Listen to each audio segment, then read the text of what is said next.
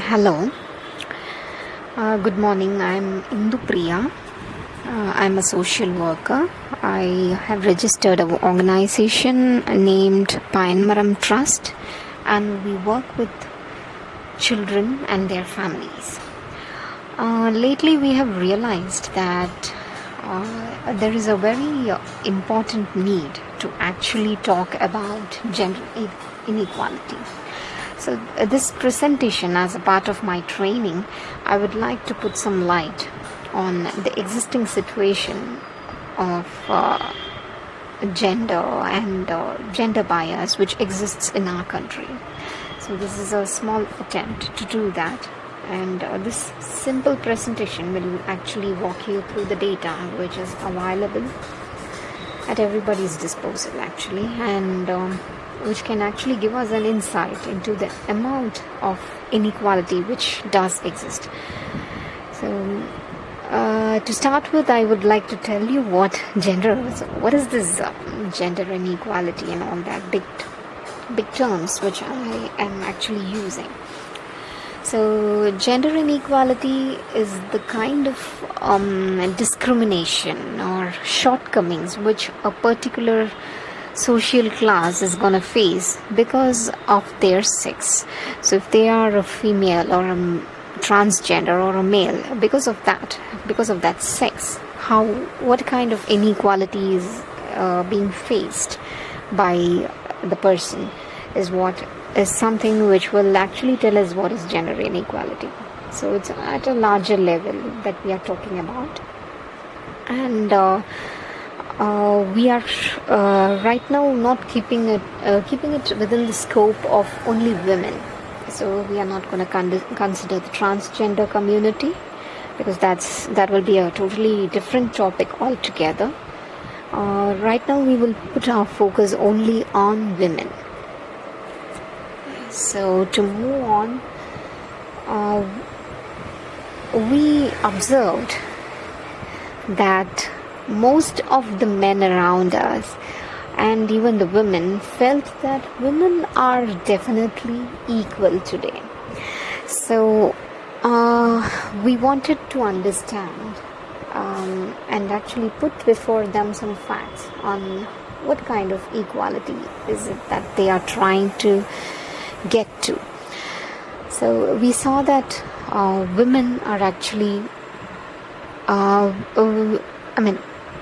actually they are really doing good compared to how they were doing long back. There is definitely a lot of development, and there has been a lot of improvement, and many women have actually succeeded. So we just wanted to first start the presentation with actually a positive note, positive light, to see how much women have actually progressed. So we see that like climbing the Mount Everest, or the film industry, and the top ranks like CEO positions, all these are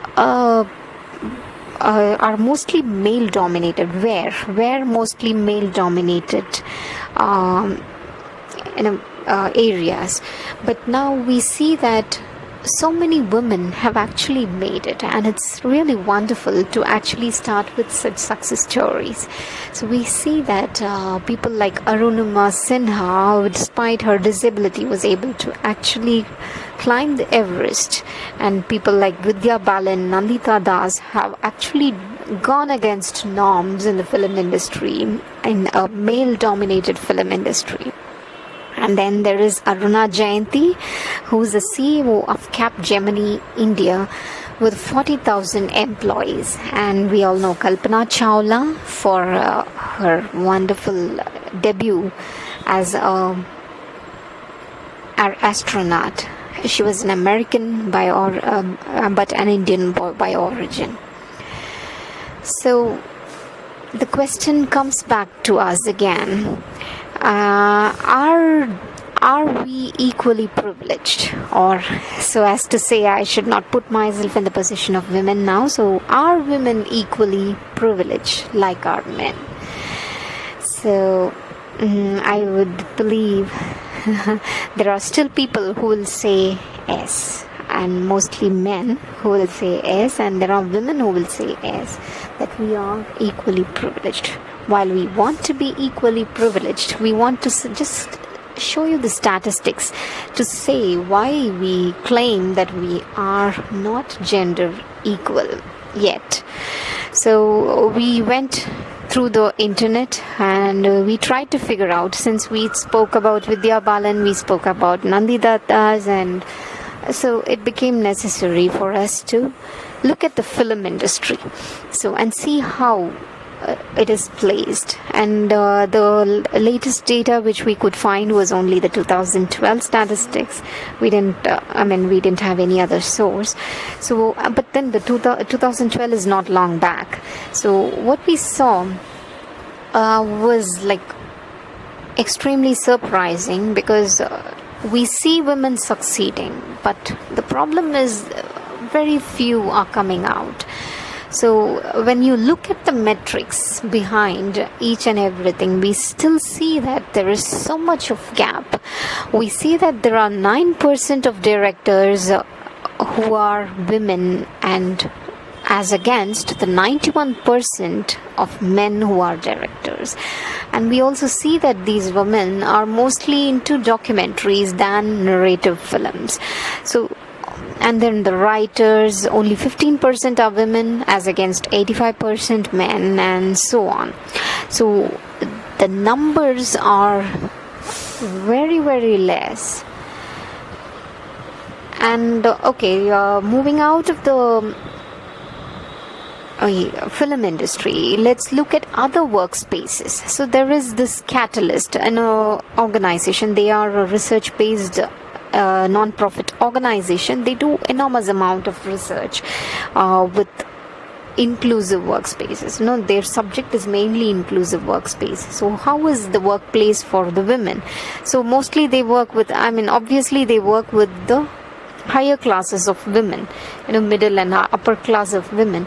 So mostly, and they see that there is about 3.8 lakh salary gap which actually exists with between men and women later down the line in their career. Initially they may start with a similar salary, men and women, but then 12 years into their career, there was a tendency for women to receive much lesser package compared to men. And going on to look for other statistics, we saw that the labor force participation of women, that is women above 15 years of old, was falling dramatically. It was 37% in 2004-05, whereas in 2016, while our usual expectation will be that it would have increased, it was just 28%. It is seen to be 28%. It is not a was. This is the statistics which is very recent, given by Catalyst in 2017 June. And they observed that only 7.7% of board seats were held by women, and 2.7% of board chairs were held by women. And far more worse, they saw that the BSE 100 companies, 54% of the BSE 100 companies had no women board directors at all. No one. So it is predominantly observed that women are very few in the top places, in the top management positions. So then what else? What other fine, women are not there in the top positions, right? So what? So let's look at the other statistics which will probably indicate the gender inequality. Now this is a very accepted gender statistics which comes from the United Nations Development Program. So they have this Human Development Index which is being calculated. Most of us will know. So this is a very different measure which tries to record different forms of inequalities which exist, human development which has really happened. So it moved from a very economic based calculation to measure progress into different aspects which we know now. So this human development index, it includes this gender inequality index. And what is this gender inequality index? It tries to actually calculate the loss in potential of human development due to this disparity which exists between the male and female achievements. So this index, which it actually tries to bring out the gender gaps which exist. But it hardly takes a very few factors. So, but they are very important factors. So we wanted to start with the giving you the statistics of gender inequality index. We see that in health, this gender inequality index actually considers two aspects. It considers the maternal mortality ratio, that is the death of mothers during childbirth, and the adolescent birth rate. So it's like the under 18 children, the minors under 19 who are actually giving birth to babies, which is a very serious health risk. So all these two factors they consider to look at the health of women. And then they look at empowerment, where women are in so empowerment they see with two different indicators. One is the number of women who have made it to the secondary education level. So see, except for health, where we can actually not really differentiate, compare it with men, because men do not have the thing with pregnancy or anything. Biologically they are different. So but then when it comes to empowerment, that is when it comes to education, or when it comes to the number of women in the parliament, all these things they make a comparison with the male crowd which exists as against the female crowd.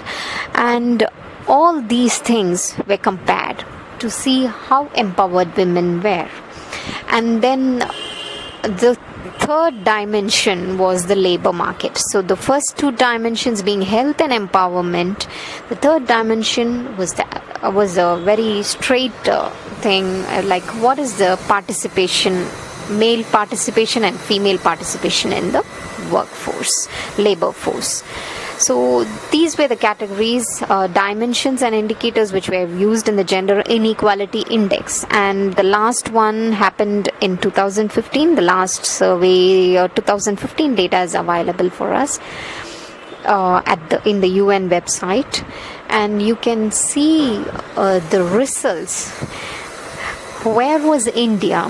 India was 125th, ranked 125th in the Gender Inequality Index out of 159 United Nations, UN nations. Among the 159 UN nations which were considered and ranked based on data and metrics, India came to 125 rank.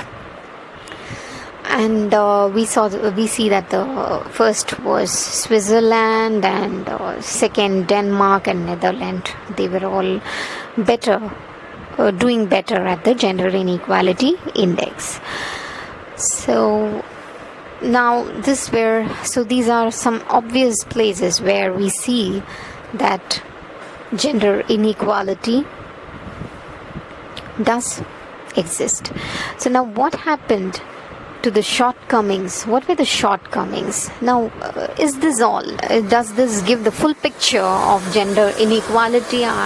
We will say no. A real big no, because the indicators and dimensions which were considered for gender inequality are pretty few. There were very vital things which were missed out. So some of those vital shortcomings which Gender Inequality Index could not consider, mainly because there was no proper data source available for them to make include them in their calculations. So those included the percentage of women in the local governance and in public life. All these were very important, very key things which showed how many women had progressed. But then these didn't have the metrics necessary and any data source which they could actually use to bring into their calculations. So they had to limit with whatever indicators we have earlier explained. So all these things are equally important things which one needs to actually give a thought about to actually understand how much of inequality still exists. So if you see how many women are there in local governance, think about it. Even if they are they just kind of binamis? How many women possess assets? How many own assets? Though we have legal strength now, though we have legal approval to women actually getting ownership, inheritance, etc., how many really hold asset ownership? And gender-based violence, one of the very, very important things which actually puts a woman down, which actually shows that women are still not equal, is gender-based violence, which happens to women because they are women. And that's a very, very key thing which the GII, the Gender Inequality Index, could not really calculate or do anything to include them in their calculations. And so that's one key thing which we will be considering in the next few slides of ours to show you how much of violence really happens against women. The other things, if you see what was women's role at home, even in agriculture, if you see, women had a very big role in doing some tasks which were key to agricultural produce of the farmers, etc. So where they all these things are unaccounted for, a lot of unaccounted work is being done by women, and which means that they are not they are still in the labor force but are not accounted for. So how are we going to actually see how they are benefited for that and all that? Such things are all shot in the Gender Inequality Index. And then if you see the community decision making, or let it be the household decision making, we see that the participation of women was very less in such aspects. Women who were financially independent, who were financially contributing to the family, were better off at were given a better decision making role when compared to the other women who were only doing the nurturing. So all such things are there, and all such participation in their community decision making or association or such other next level bodies also could not be considered in the Gender Inequality Index, again due to all these, mainly due to the lack of proper data source to give them that. And then the child care support, which is very key, because for a woman to be financially independent, or for a woman to grow in public space or in her career, it was very important that she had enough support systems. So what existed? What kind of support system existed? We do not have the proper data for. But then we tried to pull out what we considered was very, very important, the gender-based violence. So we tried to pull out some data from National Crime Records Bureau, NCRB, India. This is the 2014 crime report, which is available for public. We can see the amount of cases which were reported in 2014. So, not much has changed even now. So, let's not think it is very old data. We see that the number of rape, the number of attempts to rape, kidnapping, the dowry deaths, sexual offences, and consolidated crimes against women or human trafficking, a lot of such stuff. You can see the numbers which suggest that women are simply not equal. This is 2014, and we have the 2015 data, which says that it's about crimes against women is about 3,27,394, and the amount of rape, you can see, is enormous. And there is always a risk of under-reporting and over-reporting as well. See, under-reporting mainly happens in cases of rape and assaults, because there is a stereotype around it. Women are afraid of the stigma, which might not leave them if they report. So though now in recent times the number of reportings have increased beautifully, there is still quite many people who do not report such offences and assaults, and even kidnapping, especially if kidnapping is that of a minor. In case of majors, there is also some amount of over-reporting in kidnapping, which happens when the majors, that is the man and the woman, are actually have actually eloped. But then I think we can actually ignore those numbers. So basically speaking, you can very prominently see that the gender-based crimes against women is enormous.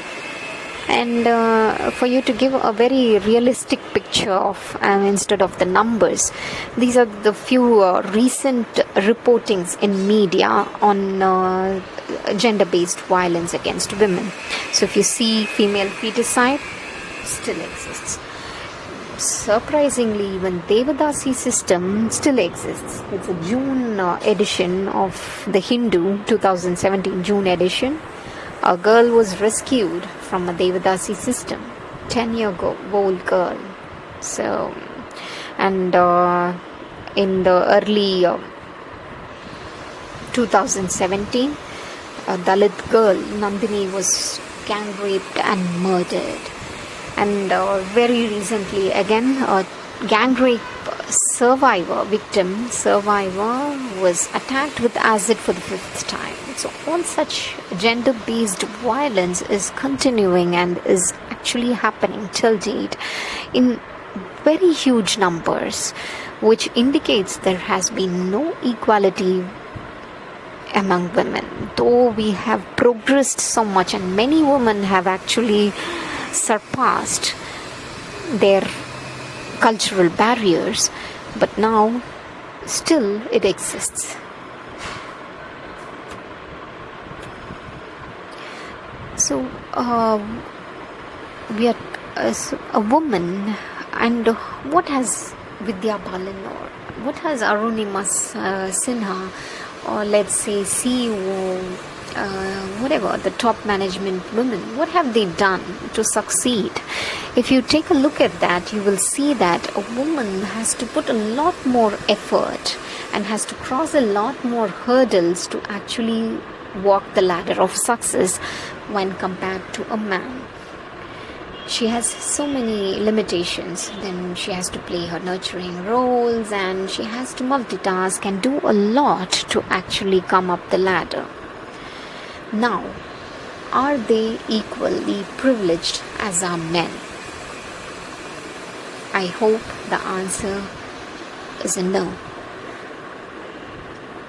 And if it continues to be an NS, you can actually reach out to us and give us your opinion on why you think so. So now that we agree that there is gender inequality, let us try to figure out why such inequality really exists. What could be the reason? So what is the root cause? again, we went back to statistics, because though we look around us and we are able to understand what could be the reasons, we cannot just say it without any backing of data and metrics. So we went back and we looked for some reports and statistics and stuff, and we found that from the Office of High Commission Human Rights, there were reports which have investigated and have actually zeroed in and figured that negative gender stereotyping was very key root cause. It was a very important root cause for gender-based discrimination and gender-based violence.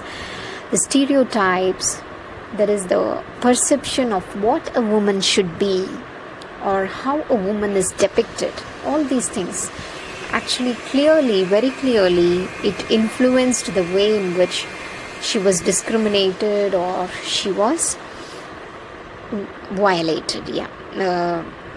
Violence was put on her.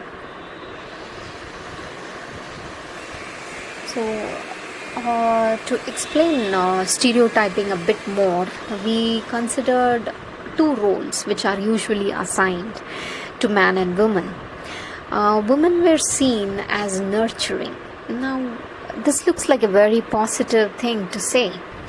Women are nurturing, but there are a huge number of women, very educated women, who are actually falling off, who are actually quitting their jobs, quitting their careers, and taking to the role of nurturing.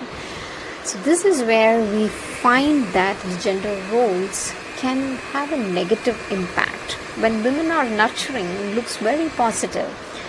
We see that putting a woman into this nurturing role and giving a huge amount of significance and considering it as a great sacrifice, we actually many a times tend to actually put the other women down, the women who are actually giving importance to their career and are actually as well as nurturing their family in reasonable ways, but we are actually putting them down. So such perspective, it actually creates a huge negative impact. Now, it even creates an impact on the working women who are feeling very extremely guilty about not playing a nurturing role as expected. And it also pushes many people out of the workforce, out of the labor workforce, which is a very negative thing to happen. And it also negates all the growth, the educational talent which they actually grew, and they are underutilized totally. So it grows out as a society's attitude towards women, and it further becomes detrimental. So we find this role as eventually becoming a detrimental thing for women. Whereas similarly, if you see, men are seen as people who take the lead. Now this is again something which will impact women, where this is the mindset of, if this is the mindset of the board, of the top management people, then eventually they consider men as more capable to take up leading roles. And we even see men as more capable politically. Even politically, we see that men are the leaders and women are not. It's a kind of a general stereotyping. Even before we see the woman actually and we see what she can do, we actually think that she is not capable of really fixing things. So, which is a very negative thing, and which actually takes away such fixing opportunities from her. Fixing or leading roles are actually kind of made like not her thing. So how can we actually fix this gap? How can we? Now, the UN has its own plans. So in its 2014 to 2017 strategic plan, it actually all the nations sat down together and they decided that they will prioritize women in certain spaces. So in case of poverty, women living in poverty, they're very, very vulnerable to sexual exploitation. If they are dependent women living in poverty, very small case where they lose their spouse on whom they are dependent, very easily many women are put into sexual exploitation. So it's very worse for women who are living in poverty. So how do we empower them? What do we do to empower them was put on a priority by nations. So how much of women can we move to decision making roles? How better we can make such chances for them? Can we make a violence free environment for them? Women were for immemorially they have been victims of violence. What can we do about that? And in governance, in policies, in organizations, what we can do to actually account for women? How can we think about them? And armed conflict. In case of armed conflict, women were the treats left behind after war. After war, they were considered like the gifts which can be used and exploited and raped and everything. Women and children were treated very badly by armed personnel. So how can we protect women from that? And what can be the global norms, human rights, which they deserve equally like men? They are human beings like men. So what can be the global norms? So all such spaces, the nations decided, all the member countries, they decided to do something about this, and they have been working on this plan from 2014 to 17, that is now. So all these are the tasks of the governments, the nations and the policy makers. Now what can we do about it? Any great deal of policies. Even today, if Devadasi system exists, why? We have laws which have already claimed that they are illegal, but still they exist. So what can we do about it? So this is a very important question which will tell you why something very petty like awareness creation is important. So why we need to change our attitudes is very, very important. So as individuals at our levels, what we can do, we can create more gender equality programs in the places we work. We can create change in attitudes among people whom we walk. We can engage men and boys, reform policies, raise awareness, raise, make people gender sensitive, make people understand that breaking gender stereotypes and gender roles is very, very important to achieving gender equality, to eliminate gender-based violence and gender-based discrimination. So this is the key. We need to change the attitude. And how? By eliminating these roles as much as possible. This is how we can actually move towards a society where we are gender equal. So we have to happily share our work with them, share the nurturing, share the fixing and everything and make this gender gap invisible. So for specific details on what we can pledge, what we can do, please log into our website and see what you can pledge today. Thank you. Visit our site and please do make a pledge and sign our petitions which work towards equality for women and girls. Thank you. Hello, good morning. I'm Indu Priya.